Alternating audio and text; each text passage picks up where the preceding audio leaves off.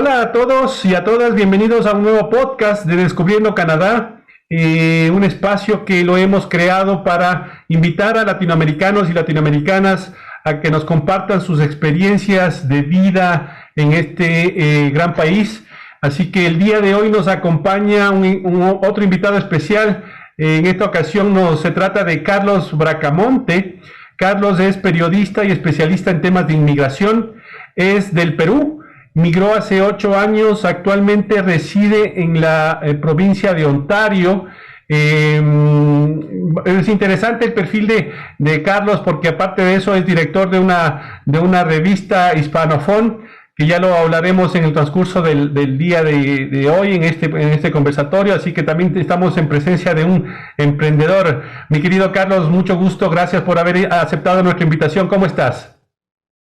Muchas gracias, Sergio, por la invitación a esta iniciativa que tienes para que los hispanos en Canadá vayan contando un poco sus experiencias y quizás sirva de inspiración para otros que no tienen tanto tiempo como nosotros o aquellos que están preparándose para la inmigración o quizás tienen ese proyecto o ese sueño. No, de eso se trata, gracias. Efectivamente, que ustedes puedan realmente difundir a través de nosotros y de estos espacios cómo fue ese proceso, qué les motivó, cuáles han sido los desafíos, porque realmente una decisión bastante seria la de emigrar y nada, esa experiencia que ustedes pueden compartir ayuda muchísimo a las personas que nos ven en estos espacios. Mi querido Carlos, en tu caso, han pasado 8 años desde que llegaste, pero remontándonos a ese tiempo, en 2014, ¿qué es lo que a ti te motiva migrar a Canadá? ¿Qué es lo que estaba pasando? ¿Qué es lo que estabas pasando en ese momento en el Perú? Entiendo, no sé si de qué parte de Perú eres, si fuiste con familia, fuiste soltero, ¿cómo fue? Lo que me motivó a venir a Canadá fue la fuerza que mueve al mundo, el amor.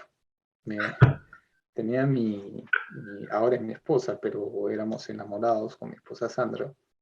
Y ella un día me contó que tenía, bueno, recién empezábamos nuestra relación y me contó que ella tenía unos planes de emigrar a Canadá, específicamente a Quebec, que es bueno, como sabes, Canadá es un país federal, entonces cada provincia tiene cierta autonomía en determinados sectores, entre ellos la inmigración. Hay programas de inmigración provincial. Entonces las provincias tienen potestad para elegir a sus migrantes. Bueno, en realidad ahí empieza el proceso y en ese entonces, estoy hablando en el año 2010, mi esposa había enviado ya su dossier a Quebec mucho antes de que nosotros empezamos nuestra relación y me lo comentó un día, ¿no? Como quien no quiere la cosa. Y me dijo, bueno, tengo este plan, ¿no? ¿Qué te parece? Y bueno, en ese momento uno que está pues con todos los calores del amor, entonces dijo, hoy sí me interesa. Y poco a poco fui estudiando el asunto y me di cuenta que era una excelente oportunidad para estudiar. Ya sabe bien que en nuestros países en Latinoamérica, a veces cuando uno llega con un título de posgrado del exterior, pues se le abren más oportunidades laborales. No digo que los profesionales que tengan una formación en el exterior sean mejores De acuerdo, que los que así se es. quedan. Eso me parece que es un prejuicio, ¿no? Que a veces pasa en nuestros países con mucha frecuencia, pero es lo que ocurre. Entonces, creí eso una buena oportunidad. Mi plan original no era quedarme aquí, no era quedarnos aquí, porque mi esposa cuando ella llegó, porque ella vino antes que yo, un año, casi 2 años antes que yo, todavía éramos enamorados, ella vino casi 2 años antes que yo, y también ella con el trajín de sus primeros pasos de inmigración y de empezar una maestría en Quebec, se dio cuenta pues que quería estudiar y luego volver también al país. Nosotros no nos iba mal en Perú, entonces, bueno, como hoy Perú tiene una cierta estabilidad, no laboral, sino cierta estabilidad económica, no hay estabilidad laboral, pero hay una gran diferencia entre oportunidades. Es decir, bueno, creo que es lo que ocurre en casi todos los países de Latinoamérica, ¿no? Muchas veces la inestabilidad política influye en las decisiones que tomamos. Entonces, pero ese entonces todo iba más o menos bien en el país. Entonces decidí inmigrar. El gobierno de Quebec hasta el año 2012 enviaba funcionarios para que entrevisten a los potenciales candidatos para emigrar. Bajo el programa, existe un programa, ahora está un poco en stand-by, pero existe un programa de los trabajadores calificados. Digo que está en stand-by pues porque la pandemia ha trastocado todos los procesos de inmigración a Canadá. Entonces, el gobierno ha decidido enfocarse un poco más en otros programas que prestan más atención a los hispanos o a los migrantes que ya están en Canadá. O sea, te hablo de gente que viene a estudiar o gente que tiene un contrato de trabajo temporal y que van ahí asfaltando su camino para convertirse en residentes y luego más adelante en ciudadanos. Pero entonces, en el año 2012, el gobierno de Quebec enviaba todavía funcionarios para entrevistar a los candidatos. Yo empecé a estudiar francés en la Alianza Francesa. Perfecto. Mi esposa ya había pasado ese examen, entonces se formaban como grupos de peruanos o de Lima. Bueno, soy de Lima, de la capital, entonces se formaban grupos de gente que tenía intención de emigrar, entonces teníamos clases intensivas con profesores que nos preparaban especialmente para este tipo de entrevistas. Las entrevistas que hacía Quebec eran, bueno, entrevistas de historia, entrevistas para ver tu dominio del francés y sobre todo para ver qué posibilidades tenías tú de ejercer tu oficio en la provincia. Perfecto. Y para redondear esta primera respuesta, cuando yo pasé mi entrevista con la funcionaria de Quebec, yo no tenía un buen nivel de francés. En realidad era muy bajo mi nivel de francés. Pero yo había estudiado en la Alianza Francesa, un programa intensivo, y no me gustó mucho.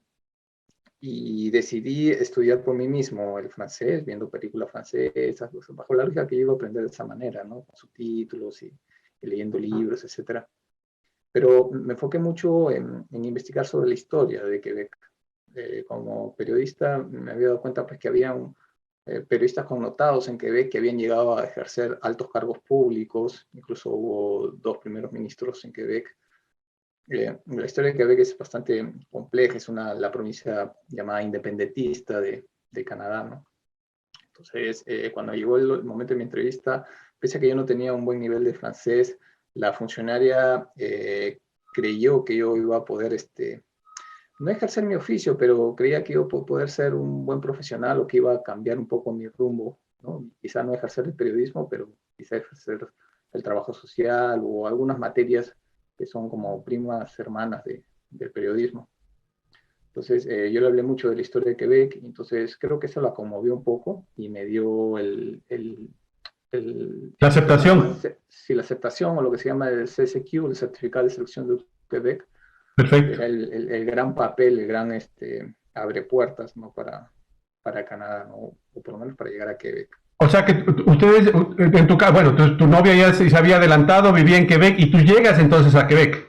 Sí, yo llego casi 2 años después, entonces mi esposa ella, digamos que esa primera etapa de adaptación no me fue muy dura porque ella me guió, ¿no? Me guió desde cómo sacar la carta de salud hasta cómo Perfecto. sacar el llamado NAS, o sea, el número social para poder trabajar. Entonces, esa primera etapa realmente la pasé bastante suave, ¿no? Mi esposa sí pasó lo duro, porque ella vino con nuestra hija primero. Perfecto, ya. Entonces, ella sí, en realidad, creo que a ella deberías entrevistarla. Claro, ya me darás las coordenadas para invitarle, tú, ciertamente que sí. Porque, te digo porque o sea, cuando tú llegas, nosotros no conocíamos a nadie. Mi esposa llegó, no conocía a nadie. Tenía una prima lejana que vivía lejos de Montreal, que es la ciudad, la metrópoli donde íbamos a vivir. Y prácticamente tenía amigos, pero los amigos estaban en la misma situación que ella, o sea, gente que recién acaba de llegar. Y eso es fundamental para todo proyecto de inmigración. Tratar de ir generando lazos previos, si es que tú no tienes familia aquí, ir generando lazos previos que te permitan no tomar malas decisiones al principio, no sentir la carga de la incertidumbre tan pesada. Incertidumbre vas a tener, pero Así no, es. no estar totalmente desorientado.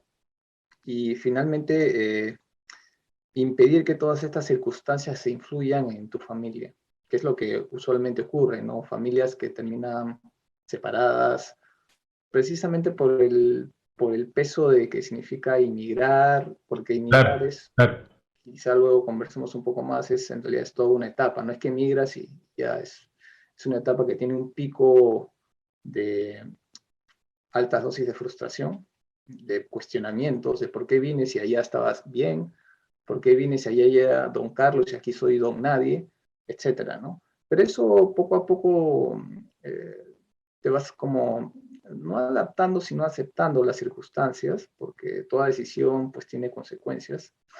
Y también vas pensando mucho en algo que me dijo una rusa con la que trabajé, una trabajadora social, me dijo, la inmigración no es para todos. Y uno no tiene por qué sentirse mal si a veces los planes no salen bien y tienes que volverte a tu país. Eh, bueno, no me adelanto más a lo que quizá me quieras. perfecto. Y ya vamos a tocar esos temas que son muy interesantes. ¿Tú eres de Lima? Sí, soy de Lima, que es la capital del país, Claro. bañada por las aguas del Océano Pacífico. Mi querido Carlos, ¿y tú tienes hermanos, hermanas? ¿Cómo les afectó esta situación? Porque una de las cosas más duras creo que cuando uno toma la decisión de emigrar es eso, ¿no? El, el, el separarte de tus seres queridos, de tu núcleo familiar, de tus amistades, en fin. ¿Cómo viviste eso tú? Lo mío fue bastante, no voy a decir fácil, pero no tan dramático como suele ocurrir en parte de nuestra cultura, ¿no? Siempre en broma digo, el problema de nosotros es que nos hemos criado con las telenovelas de Televisa, ¿no? Se mezcla el drama con lo tragicómico, ¿no? Y todo, ¿no? Entonces, el, yo cuando tomé la decisión de venir, no lo comenté mucho en mi familia, en realidad lo comenté como un hecho de estudiar, que era, Perfecto, en ya. realidad era la idea principal. Entonces, mis padres, tengo mis padres y mi hermano, entonces no lo tomaron, no sentí en ellos en ese momento. Probablemente se siente el peso de la ausencia, pues, En más el decurrir directo del tiempo. con el transcurrir del tiempo. Entonces, Y el las cosas día, fueron cambiando. Entonces, perfecto. cuando ya estuve aquí. ¿Y el día de hoy vive alguien más, decidió de alguien más de tu familia también migrar o al final fuiste tú el único? No tenemos familia nosotros aquí. Ah, perfecto, todos los años se mantuvieron ustedes dos. Y, bueno, los amigos se terminan convirtiendo en la familia. Cuando tú llegas a Quebec, ¿qué es lo que primero a la provincia, qué es lo que primero te impresiona? ¿Qué son las anécdotas que guardas de esos primeros meses allá?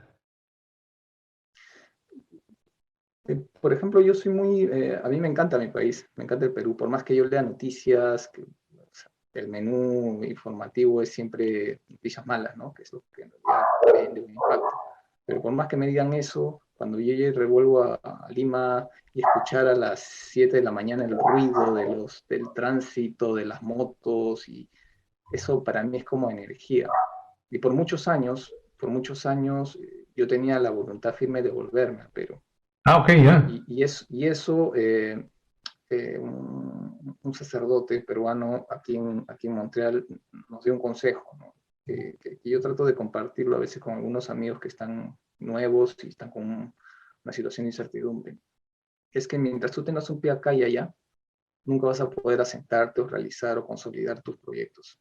Eso sí, eso es una verdad absoluta. Realmente, mientras no te definas dónde vas a estar y dónde quieres estar, te quedas en el medio. Y ahí sí es un problema serio porque comienzas a tener serios problemas de identidad, de no saber qué hacer. En fin, hay que cortar de raíz si es que decidiste emigrar un poco y centrarte en el futuro, ¿no? Si llaman a eso cortar el cordón umbilical, pero yo no termino de hacerlo en realidad. Y creo que le pasa a muchos hispanos. Si la situación de nuestros países fuera menos compleja y complicada de lo que es actualmente, estoy seguro que muchos quisieran volver, ¿no? Pero bueno, la realidad es que no es eso, ¿no? Entonces, cuando yo llegué a Montreal, mi primera impresión era, Montreal es una ciudad un poco estancada, no lo digo en términos peyorativos, sino es un poco estancada en el tiempo, sus tiendas, la parte urbana, su arquitectura, tiene una parte arquitectónica que es preciosa, tiene mucha influencia francesa, pero tiene una parte ya más hacia las márgenes de la ciudad que parecen que tú volvieras a los años 80 o 90. Perfecto, ya, ya. Y a mí me impresionó mucho cuando llegué la cantidad de itinerante, se dice en francés, de mendigos, de gente en la calle que pedía dinero. No mendigos como nosotros lo vemos en nuestros países. Es gente que ciertamente recibe apoyos del gobierno, ayudas sociales, pero o no les basta, o bueno, son personas que a veces tienen problemas mentales o problemas de drogas. Entonces, a mí me sorprendió mucho llegar a Canadá, que yo venía con un estereotipo de un país, pues, a uno que todo iba a estar, que los carros se conducían solos, ¿no? Yo iba a caminar por el aire. Entonces, vi que había muchos mendigos en la calle. Lo primero que me sorprendió, y le dije a mi esposa, mira, qué cantidad, en Lima no hay esto, porque en Lima en ese entonces ya no había eso, en el centro de Lima por lo menos. Ella me dio esa explicación, ¿no? Me dijo, lo que pasa es que aquí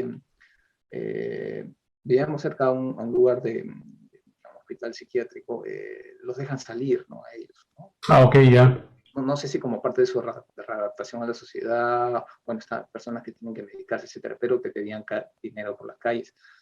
Eso fue lo que más me impresionó y un poco me incomodó. De Nunca me gustó acuerdo. Montreal, la verdad. Ahora vivo en Ottawa porque Ah, en Ottawa, perfecto, ya. lo ¿Y único que me gusta de hace cuánto tiempo decidieron moverse a Ottawa? vivimos aquí desde agosto del año pasado. Ah, recién, o sea, todos los 8, casi los 7, 8 años estuvieron en Montreal. Y estuvimos en Montreal porque estudiamos, comenzamos a conseguir nuestros primeros trabajos. Entonces, es lo mismo, ¿no? Como que nuestro plan era no estar mucho tiempo ahí, pero terminamos quedándonos más. Entonces, Perfecto. y como nuestra primera etapa de inmigración fue bastante difícil, al no conocer, o sea, nuestro abanico de amistades, nuestra red de contactos, no iba más allá de amigos que estaban en la misma situación que nosotros. De Entonces, acuerdo. no tuvimos consejos que nos impidieran tomar decisiones equivocadas en cuanto a estudios, en cuanto a trabajo, en cuanto a los idiomas, etcétera. Y los primeros trabajos, porque ese es otro de los grandes desafíos cuando uno llega, ¿no? El hecho de poder trabajar, porque el idioma es muchas veces una barrera, porque terminas adaptándote y lo conoces después, o si hablabas previamente está bien, pero no es el caso o la realidad general. En este caso, ¿cuáles fueron los primeros desafíos en ese tema de buscar trabajo? ¿Y qué trabajos llevaste a cabo originalmente? El idioma, aunque te parezca mentira, a mí no me parecía una barrera, nunca me pareció una Perfecto, barrera, ya. porque pese a que yo llegué con un nivel bastante mediocre de francés, participé en el programa del gobierno de Quebec del llamado francización, donde te dan una Perfecto. subvención y tú estudias. Te, Eso te fue pagan, como te pagan una por, ayuda por, por aprender económica francés, para ¿no? becarme. Sí, no sé si continúa haciendo eso, ahora creo que es más restrictivo, antes era bastante masivo, pero ahora creo que es más restrictivo, incluso la subvención es más restrictiva. La verdad Perfecto. no estoy bien informado, pero cuando yo llegué en el 2014, el programa de francización, tú llegabas y te daban clases en francés gratuitas y encima te pagaban por el tiempo que tú invertías estando ahí, porque les interesaba mucho que tengas un nivel de francés intermedio o que te pudieras comunicar y entender para que rápidamente te metas en el sector laboral, Claro, para mover la economía, claro, ciertamente. claro. En el año 2017, el gobierno de Quebec hizo un estudio sobre la situación o el impacto a lo largo del tiempo del programa de francización. Llegaron a la conclusión de que había sido un fracaso, pues muchas de las metas no se cumplieron. Mucha gente que termina acudiendo a estas clases termina yéndose de la provincia Ah, ok. hacia la parte Ya. anglófona, y, o no había, sobre todo, ¿sabes cuál era el problema? Que no había por diversos factores, no había un seguimiento de a dónde habían terminado estas personas que pasaban por la francización. O sea, muchos terminaban pues en ayuda social o también hay un programa de búsqueda de empleo muy importante ahí en Quebec. Entonces no había con claridad millones de dólares invertidos en el programa, pero no había concretamente, no se habían cumplido las metas, entre otras cosas. Bueno, pero esa es la parte noticiosa. En la parte concreta es que a mí nunca me pareció el idioma realmente un reto, porque cuando terminé la francización, que me tomó como 6 meses, yo decidí y yo creo que una decisión errada, decidí entrar a la universidad, seguir un programa de maestría de estudios latinoamericanos, y te digo Ok. decisión errada no por la calidad del programa, que es excelente. Te digo decisión errada porque en el camino de esa maestría decidí poco a poco ir quedándome. Y esa maestría no me iba a dar a mí una oportunidad laboral, Ah, ok, ya. ¿entiendes? Porque los temas que se trataban pues eran en Latinoamérica. A mí me interesaba tener esa maestría para volver a mi país. Entonces, en De el acuerdo, de camino acuerdo. me di cuenta de eso. Entonces dije, bueno, lo voy a terminar. Y el programa es excelente, es muy bueno. Además tiene un programa, esa maestría tiene una sección de enseñanza del español que es muy demandada. En realidad casi todos los estudiantes van por la enseñanza del español, te dan como una certificación que te ayuda de algún modo a conseguir empleo como... Pero ya en el plano laboral no era no era muy útil o muy práctico allá en Canadá. Sí, más que en Canadá, en Quebec, ¿no? En Quebec, ya, Entonces, claro. sí, porque quizá, por ejemplo, esa es una de las cosas que yo aprendí, que cada provincia es diferente en Canadá. El, Claro, el sector económico es diferente en las provincias y la manera en que ellos trabajan con sus inmigrantes también tiene muchos matices. Quebec es muy particular. claro. Entonces, cuando yo termino esta maestría y todo, pues, por ejemplo, ¿no? Cuando yo buscaba trabajo, iba a consejerías de empleo, ¿no? Porque el gobierno trabaja con organismos que te ayudan a conseguir empleo. Al momento de adaptar el CV, siempre me sugerían no incluir la maestría, no ¿Ah, mencionarla. sí? ¿Por qué? Y la razón tiene cierta lógica, pero no deja de hacerte sentir un poco fastidiado, que es que si tú pones la maestría, me decían, tú vas a ser un sobrevalorado. Porque a diferencia de nuestros países, aquí alguien que pone un currículum que tiene maestría, pues el salario es un poco más alto, ¿no? Tu valoración como profesional es un poco más alta. Ok. Entonces, si a ver, si tú ingresas a trabajar en un organismo comunitario para trabajo social, por ejemplo, tiene, No necesitas un grado tan alto para ser contratado. no es que no lo necesites, lo que pasa es que, por ejemplo, te ponen un rango de salario y alguien con una maestría o un doctorado, entonces, para que haga un trabajo digamos, asistente de De acuerdo, de administrativo, acuerdo, entonces de acuerdo. está sobrevalorado. Entonces, además hay estándares dentro de las áreas de recursos humanos donde, bueno, un asistente administrativo, si tiene maestría y doctorado, incluso tiene más título que tu jefe. Entonces, te hablo del plano estratégico para conseguir trabajo. Eso De- fue lo que me sugirieron y en la práctica lo comprobé ¿Y, y lo observé también, y ¿no? qué trabajo fue el primero que lograste conseguir? El primero que conseguí en oficina, porque antes hice miles de oficios, que si quieres te cuento un poco, porque Sí, claro, rápidamente, porque de eso se para, trata, porque para, todos para pasamos de tumbar alguna manera por estereotipos, ahí. perdón, para tumbar estereotipos, porque hoy hay una corriente, no me parece mal, pero hay una corriente hay un boom de sueños de que, pensando que Canadá es el gran país de las oportunidades, que en cierta medida lo es, pero también hay cosas que se deben saber, Claro, claro, de acuerdísimo. y que la vida de un migrante al principio es bastante compleja si es que no tomas, como repetí, buenas decisiones y sobre todo no recibes buenos consejos para tomarlas. De acuerdo. Por ejemplo, mi primer trabajo en oficina lo conseguí en el 2019. O sea, yo ya Ah, tenía 5 años experiencia después. 5 ¿Ya? años después y no lo conseguí en mi oficio, sino como asistente de trabajo social. Trabajé en un organismo comunitario que ayudaba a nuevos migrantes. Entonces yo hacía la labor de...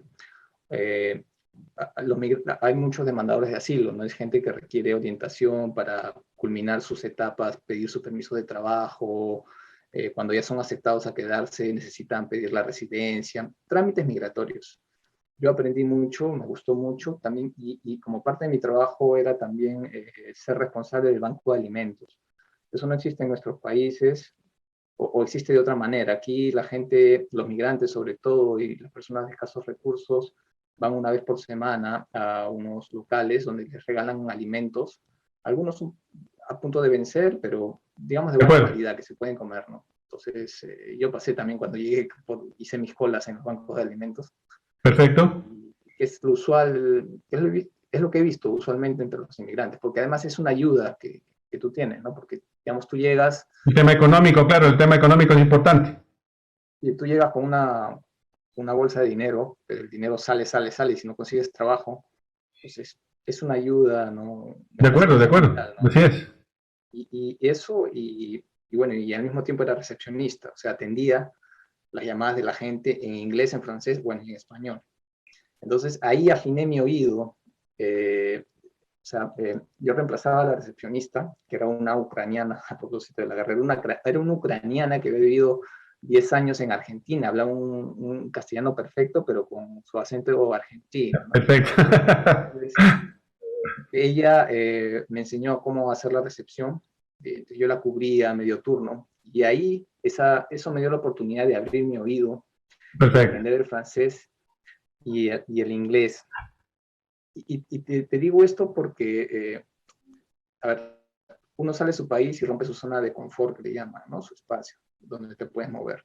Entonces, aquí lo primero que haces es juntarte con latinos, generalmente, ¿no? Con hispanos, porque hablan tu Gra- lengua y tú quieres, o sea, no quieres, o sea, digamos, yo cuando voy al banco siempre pido a alguien, y es algo delicado, quiero hablar con alguien que habla mi lengua, por más que yo hable francés, inglés, porque la letra chiquita no quiero que se me escape. claro, claro. El tema de los médicos de la salud es otro temón aquí, no es bien complejo. También pues, trato de buscar un médico que hable español. He tenido la suerte de que siempre me ha tocado médicos que hablan español, que son migrantes de segunda generación o de tercera generación. Perfecto.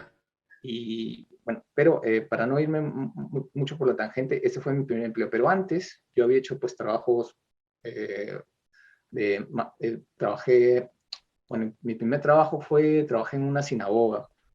Pues, me contrataron para hacer limpieza en una fiesta judía que duraba más de una semana. Ah, ok. Y el primer día me perdí, porque estoy hablando de una época, del 2014 no había WhatsApp todavía, o sea, esas cosas han aparecido luego. Yo soy un poco ajeno a usar esta tecnología del celular. Yo tenía estos celulares antiguos, pues, ¿no?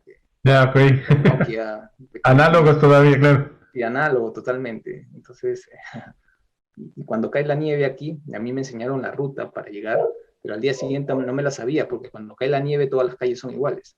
Ok. Entonces, yo me iba a pie, no tenía auto, me fui en bus, me perdí, y yo tocaba las puertas de las casas y nadie me abría, porque aquí o no te quieren abrir o simplemente no hay nadie en la casa. Entonces, y bueno, llegué muy tarde al trabajo, y ese fue mi primer trabajo. En esa ocasión fui empleado multiservicios, porque fui Perfecto. mesero, limpié toda la sinagoga, además había una escuela al costado, pero aprendí mucho ahí Bueno, son experiencias que realmente le alimentan y le aportan a uno en su crecimiento y su madurez, ¿no? Eso es indudable.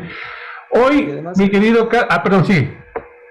solamente para redondear, Sí, sí, claro, claro. lo de la sinagoga me gustó mucho, y eso tiene que ver también con los oficios que uno va consiguiendo, es que culturalmente aprendes mucho, porque te sueles juntar con migrantes que no De todo necesariamente lado. son latinos, y en el caso de la sinagoga, los judíos ortodoxos son muy cerrados, ¿no? En su comunidad.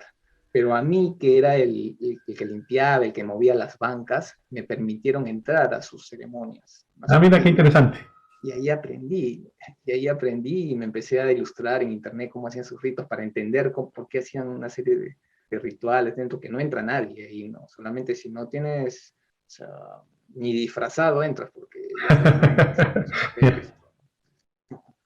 Pero bueno, no Mi querido Carlos, te hoy... aburro más. No, no, tranquilo, es interesante. Pues, todas estas experiencias realmente nos enriquecen y de todo lo que ustedes han pasado, ¿no? Carlos, hoy por hoy eres director de una revista digital, se llama Hispanofón. Eres emprendedor, obviamente, por ese lado. Cuéntanos, ¿eres independiente 100% o realizas otro tipo de actividad paralelamente? siempre me gustó ser independiente. Desde que llegué busqué la manera de, primero, de trabajar en mi oficio y segundo, tratar de que el oficio me diera de comer, a mí y a mi familia, por supuesto.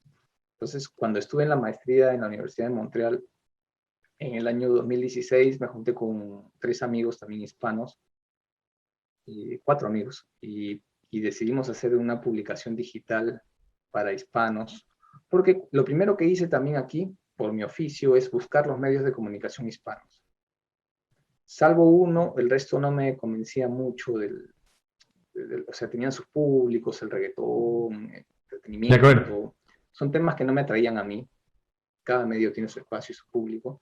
Entonces, salvo uno que era el Noticias Montreal, que era un medio bastante formal, muy informativo, de calidad, el resto no me convencía. Entonces, yo vi ahí una oportunidad, me junté con un grupo de amigos, pero no caímos en la cuenta que originalmente el medio que creamos estaba muy dirigido a la parte académica.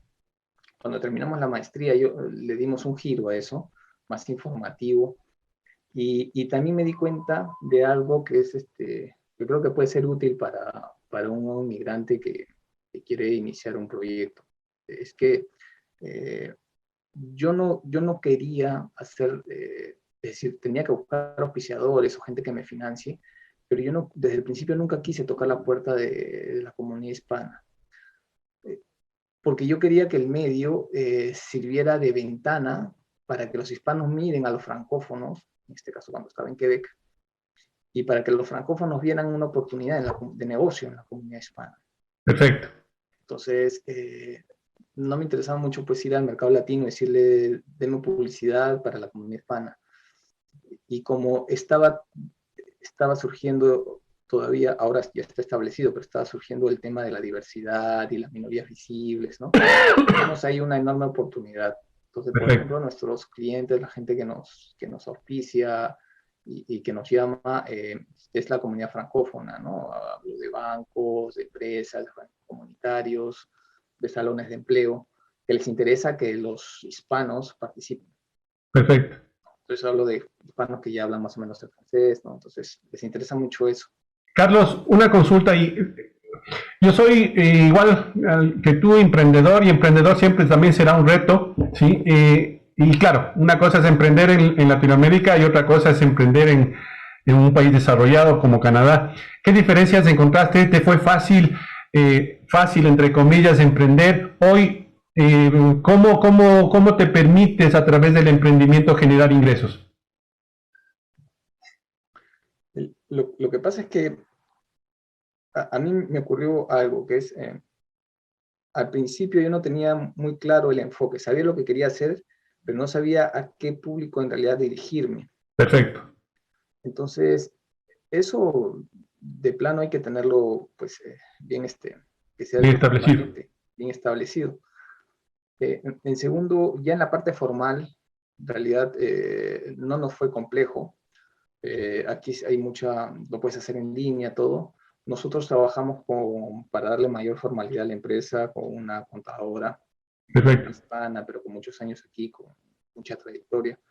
Entonces ella nos empezó a dar sugerencias de cómo crear la empresa, ¿no? Por ejemplo, la revista que tenemos, revista Hispanophone, la revista en realidad es un servicio o es parte, es un brazo de la empresa. La empresa se llama Hispanophone Media Inc. Y, lo hacemos 2 personas, César Salvatierra, que es un peruano igual que yo, y quien te habla. Entonces ya es una sociedad, ¿no? Es una empresa y ¿Y damos servicio. qué líneas tiene la empresa, mi querido Carlos, aparte de Hispanofón? Mira, por ejemplo, nosotros ahorita lo que vemos es muchas traducciones, hacemos mucho trabajo de traducción, Ok. damos mucho trabajo de asesoría de comunicación. Por ejemplo, la comunidad francófona a veces no sabe cómo dirigirse a la comunidad hispana. ¿De Entonces, acuerdo? no conoce mucho ese lado cultural, de cómo llegar a otras comunidades en general, ¿no? Entonces, echan mano de profesionales de comunicación que conocen más a su propia comunidad.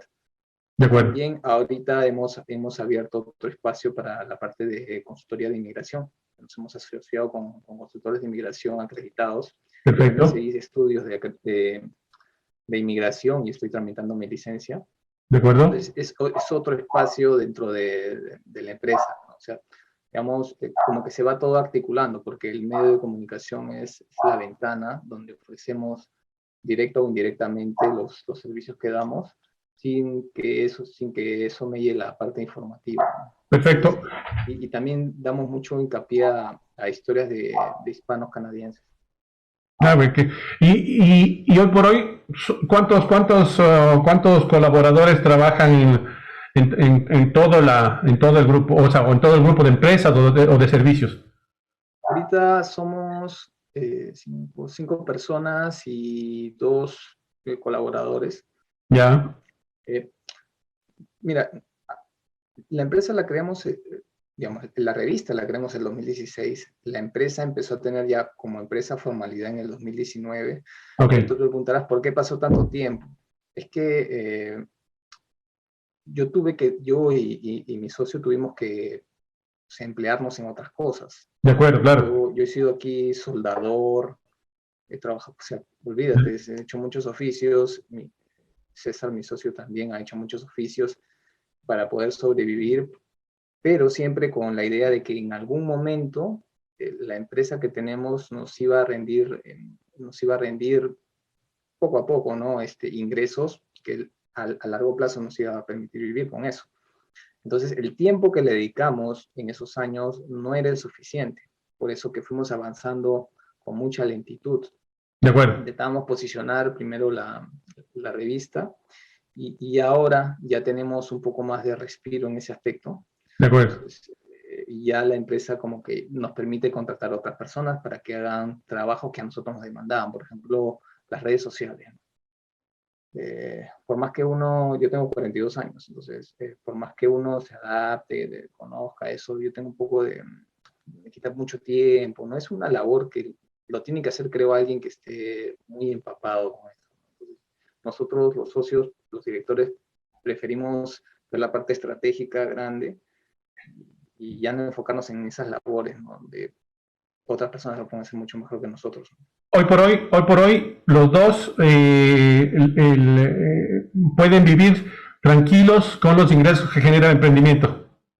En buena parte, porque te digo que la empresa empezó el 2019, entonces también ha sido Claro, y justo vino la pandemia también, ¿no?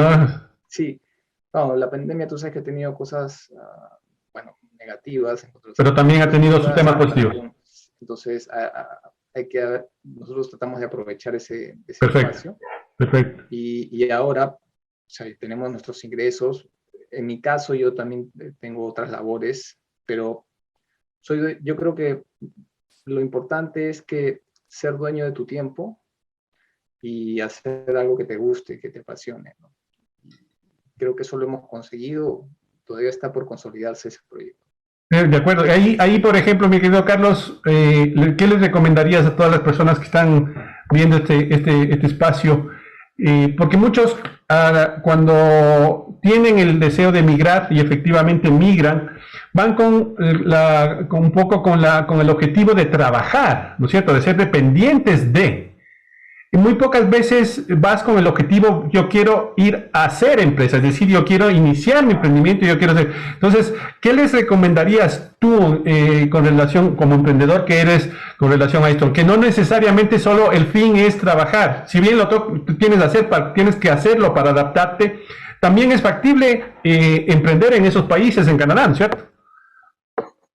Sí, es factible, pero eso depende de cada persona, ¿no? Claro, Y o sea, no me parece mal que alguien se quede en un empleo 20, 18, 20 años, un empleo administrativo, con una seguridad, de sobre acuerdo, todo porque tienes familia, porque eres nuevo, no estás en un escenario donde te sepas mover y consigues un trabajo, los mejores pagados o los de mayor estabilidad son los trabajos en los gobiernos. Entonces, tengo muchos amigos que trabajan ahí y tienen pues una tranquilidad, tienen un orden, un método en su vida, ya tienen unas vacaciones establecidas, ingresos permanentes. Eh, pero es que, o sea, en mi caso, no me vería trabajando 20, 30 años y después solamente por esperar una jubilación y tener una seguridad de una jubilación. Eh, En los últimos tiempos con mi esposa, por ejemplo, hemos pensado mucho nos hemos educado mucho en la parte financiera. Ok, Es un tema que creo que es fundamental no solamente para aquellos que quieran iniciar algún tipo de proyecto empresarial, sino para aquellos que simplemente quieren buscar un trabajo y estar establecidos, en nuestros países no lo hacen. el ahorro y todo, ¿no? Sí, tener una claridad sobre el aspecto financiero. La educación financiera es fundamental Así es, así es. porque en nuestros países no nos han enseñado eso. Yo aprendí eso aquí. Y Perfecto. también mirar las cosas con mucha anticipación. Aquí todo lo proyectan, ¿no? O sea, solamente le falta proyectar qué días se van a morir, pero todo lo hacen con mucha anticipación. Estadísticas, datos, realmente tienes... Datos. Sí, sí, sí, sí. Entonces, todo está calibrado de esa manera. Eh, pero lo que pasa es que hay muchos emprendimientos, ¿no? O que le llaman así, ¿no? A los proyectos, a las iniciativas de la gente, que terminan pues frustrándose, se quedan en el camino, ¿no? Entonces, y eso es desalentador.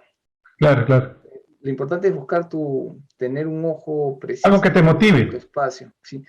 Por ejemplo, también con unos amigos que conversamos sobre esto, yo le decía, a veces, y eso pasa para los que migran también, a veces, por ejemplo, los que van a migrar renuncian a su trabajo, renuncian a todo y meten todo en la canasta de la migración.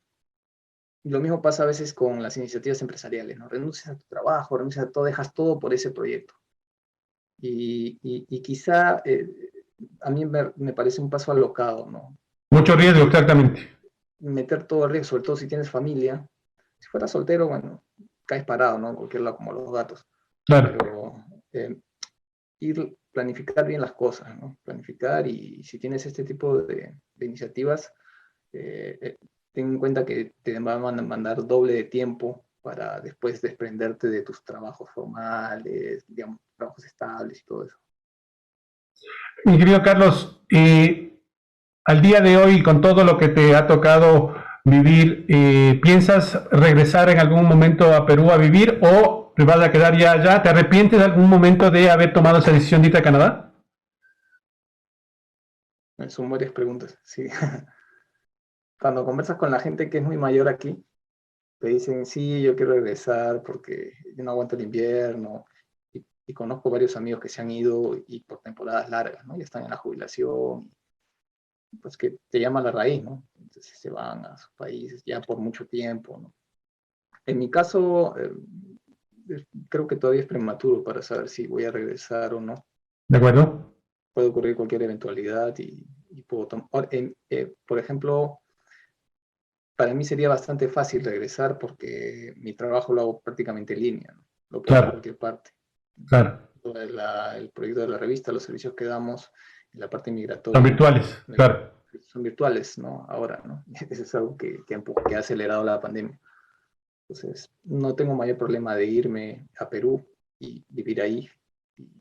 Incluso, ¿no? Tú sabes que las vidas en nuestros países son un poco más baratas, acorde a los salarios que hay aquí, ¿no? Entonces, y no sé cuál era la otra, si me arrepiento de haber venido aquí. Sí, No, no me arrepiento. Obviamente que hay cosas que me entristecen, ¿no?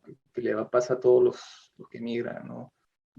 La lejanía con tu familia, seres queridos que ya no ves más. Fundamentalmente creo que eso para mí. Pero no me arrepiento. Al principio sí odiaba a este país. Francamente lo odiaba haber venido.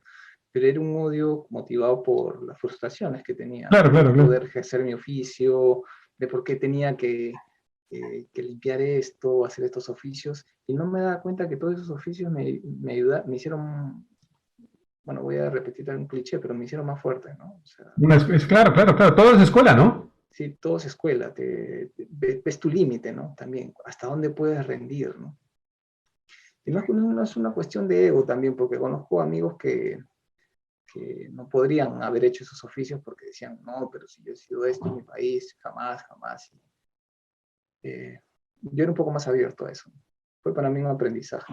¿Qué les recomendarías, mi querido Carlos, a estas personas, a todas aquellas personas que están viendo y tienen ese proyecto de emigrar a Canadá? ¿Qué les recomendarías con base a tu experiencia?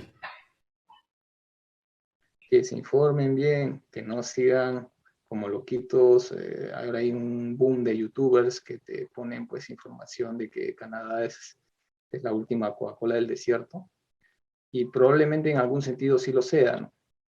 Pero el proceso de inmigración no es una maravilla, son retos, ¿no? Y si tú emocionalmente, porque lo que más a prueba estás son tus emociones. Si tú emocionalmente no estás fuerte, si vienes con familia, con tu esposa, van a pasar por momentos críticos, complejos, pero todo, como bien dices, es aprendizaje. Y algo fundamental, que es lo que quedamos con mi esposa cuando en una primera etapa quisimos volver al Perú, es que dijimos, ok, si volvemos a Perú, ya nos volvemos con algo. Tenemos estudios y es una ganancia. Tenemos ciudadanía. Si nos va mal en Perú, podremos regresar eventualmente en algún momento. Entonces, son como as bajo la manga, ¿no? Que tú dices, bueno, me fui para allá y no me fue bien, o me quise regresar, pero volví con 2 idiomas, francés e inglés, volví ya con un estudio. O sea, tus competencias profesionales en tu país de origen cambian, son más valoradas. Totalmente de acuerdo. Y bueno, y claro, Y que no se frustren, ¿no? Porque mucha gente que dice, fracasé, me voy. Pero si te vas a ir, concreta algo, ¿no? Que te ayude a no regresar a la misma situación en la que estabas en tu país. de acuerdo, porque si no sumaste en tu vida algo para regresar, es haber perdido el tiempo. Ahí sí es haber perdido el tiempo. Sí. Finalmente, mi querido Carlos, ¿cómo definirías tú a Canadá? Canadá es un crisol, ¿no? Es un gran abanico donde se mezclan las oportunidades, las libertades mal entendidas por algunas personas. Creo que es un lugar que da muchas posibilidades a tantas personas, pero que en cierto modo todavía no atraviesa por algunos problemas que sí pasan en nuestros países. Por ejemplo, yo me fui de Montreal también porque los índices de delincuencia son mínimos en comparación a nuestros países, pero los índices de delincuencia empiezan a montar, ¿no? Ah, ok, Subir. ya, ya. Y ves a esa juventud, pues que hay una carga de violencia, ¿no? Bueno, pero esos son factores que escapan incluso del lugar donde vives, ¿no? Porque, digamos, las redes sociales, todo De eso acuerdo. tiene una carga de violencia que se expresa en las nuevas generaciones. Mi querido Carlos, tú has estado muy estrechamente relacionado con la comunidad latina ya, producto de tu proyecto. ¿Cómo ves a los latinos allá una vez que están allá? Porque yo siempre he visto que los latinoamericanos nos cuesta realmente identificarnos como una sola nación, de alguna manera así por decirlo. Siempre queremos identificarnos con soy ecuatoriano con los ecuatorianos, soy peruano con los peruanos. ¿Cómo ves allá este asunto entre los latinoamericanos? Hay hay varios factores donde se pueden desprender respuestas diferentes. Mira, la primera es que primero ver el perfil de las olas migratorias, ¿no? Estamos en los años 70, vinieron muchos chilenos. En los años 80, muchos centroamericanos por las guerras civiles. Y en esta época, por ejemplo, están viniendo muchos profesionales jóvenes, con familias jóvenes, con niños pequeños, que les interesa adaptarse rápido a Claro, claro, claro, claro, la claro. sociedad. Entonces, para empezar, el perfil es diferente. Estos profesionales nuevos, creo que no se hace mucho, creo que vienen con un enfoque diferente, bueno, porque tú cuando llegas entiendes qué es ser latinoamericano, ¿no? Tú antes de llegar eres peruano, colombiano, lo que sea, pero cuando Allá, llegas ya. aquí, ya te cuadra un poco más la idea de ser latinoamericano, por lo menos a las generaciones más Perfecto. jóvenes. Entonces, eso creo que es un punto a favor. Así es, totalmente. Sin embargo, yo no voy a decir que sean taras, pero creo que los nacionalismos, los patriotismos, las fechas festivas también que nos recuerdan nuestros orígenes, que son necesarias, también influyen de cierta manera pues, para ir marcando distancia. Hay muchas costumbres y hábitos que no rompemos por más que migres. De Es el acuerdo. hecho de mirar al otro como, a veces como, no el enemigo, pero el adversario. O sea, Sí, sí, he sí. visto eventos aquí entre hispanos, pero hay gente también que está muy abierta a adaptarse y a tener iniciativas de, de identificarse como latinoamericanos. Fíjate, y ya para terminar la pregunta, es que nosotros hicimos un evento, un encuentro que lo titulamos El poder de la mujer hispano-canadiense en Montreal. Entonces invitamos a 4 destacadas hispanas, una política, una en el sector empresarial, en el sector comunitario y en el sector educativo. Y empezaron a hablar, pues, ¿no? En realidad fue una conversación entre ellas. La sala estuvo llena de mujeres principalmente. Bueno, como bien sabes, pues el tema de la reivindicación de los derechos de las mujeres es un tema de actualidad, ¿no? Así es. Y ahí una de las conclusiones fue que la comunidad hispana aquí aún sigue siendo un poco tímida, De acuerdo. porque creo que no es muy consciente de sus enormes posibilidades. Ya llegamos muy calladitos y creo que las mujeres aquí pueden en cualquier momento darle un giro a eso, darle un giro, ¿no? Hay un reto y hay un desafío realmente para la comunidad latinoamericana en Canadá de fortalecerse efectivamente para poder, no sé, ganar una notoriedad, una representatividad realmente más importante, ¿no? Somos la minoría, una de las minorías menos representativas. Hay filipinos, hay comunidades chinos, etcétera, que son mucho más fuertes. Y en eso sí hay un desafío que tenemos que generar los latinoamericanos en Canadá. Por ejemplo, en el gobierno de Justin Trudeau hay un ministro que es de raíces hispanas. En el Parlamento hay representantes que son de origen hispano. No hablo de gente de segunda generación, gente que ha venido como hispano aquí. Perfecto. O sea, gente que ha nacido aquí, que han venido pequeños o adolescentes. Entonces, ya empieza a mostrarse, a asomarse la presencia de la comunidad hispana. Hace 2 años recién se proclamó la celebración del mes de la herencia hispana. Y obviamente que estamos años luz a lo que ocurre en Estados Unidos, ¿no? Pero se están dando buenos pasos. Entonces se están dando buenos pasos. Y respecto a la timidez, quisiera redondear con una anécdota que me pasó. Trabajamos en un circo, en un espectáculo, que era un espectáculo privado para gente de poder adquisitivo alto. Y éramos 3 hispanos que trabajábamos como meseros, trabajábamos con africanos, con quebecuas, con jóvenes, también con chicas. Entonces, y el jefe era un libanés. Entonces, el evento acababa como a las 10 de la noche, ¿no? Entonces, a esa hora él agarró y dijo, los quebecuas pueden irse a su casa, las chicas también, ¿no? Porque era una hora prudente para que se fueran. Nos quedamos los africanos y los hispanos. Y luego a cierta hora, como a la medianoche, bueno, los africanos pueden irse. Entonces nosotros nos mirábamos, ¿no? Porque decíamos, pucha, ¿qué hora nos dice que nos podemos ir, no?